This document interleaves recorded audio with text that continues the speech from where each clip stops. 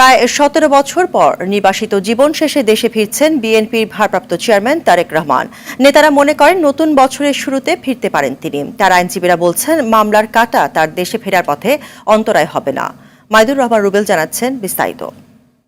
নগদের সর্বোচ্চ বার ১৬৭ টাকা রিচার্জে পাবেন ১ লাখ টাকা পুরস্কার। আরও আছে প্রতি সপ্তাহে পুরস্কার ও ক্যাশব্যাক।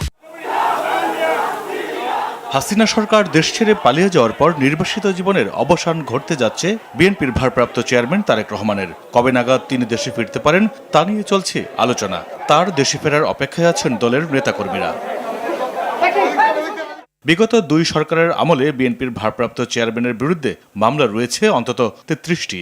১/১১ সরকারের সময়ের ১৭টি আর আওয়ামী লীগ সরকারের আমলের ১৬টি। এছাড়া সারা দেশে মানহানির মামলা রয়েছে কয়েক ডজন।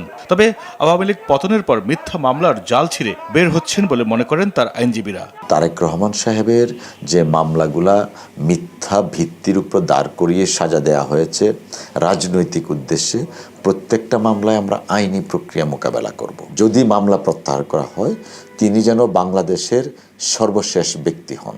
সমস্ত রাজনৈতিক নেতা কর্মী ইভেন সমর্থকের মামলাগুলো প্রত্যাহার হওয়ার পরে যেন তারটা হয়। তারেক রহমান যেদিন বাংলাদেশে ফিরবেন সেদিন আপনি দেখবেন যে বাংলাদেশে মানুষ রাস্তায় দাঁড়াবার মতো জায়গা পাবে না, এত লোকের সমাগম হবে বাংলাদেশে। তারেক রহমানের দেশে ফেরার পথে কাটা হয়ে আছে বিগত ১/১১ তত্ত্বাবধায়ক সরকার ও আওয়ামী লীগ সরকারের আমলে হওয়া মামলা। বিএনপির আইন বিষয়ক সম্পাদক ব্যারিস্টার কায়সার কামাল বলেন, আইনি পথ ছাড়া অন্য কোনো পথে ফিরবেন না তারেক রহমান।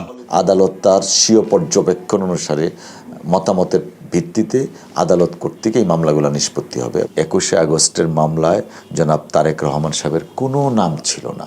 যে ৫টি মামলায় সাজা হয়েছে, Zia orphanage trust case, money laundering কেসে নিম্ন আদালতে খালাস ছিলেন, সেই খালাসকৃত মামলাটা উচ্চ আদালতে এসে ৭ বছরের সাজা দিয়েছেন।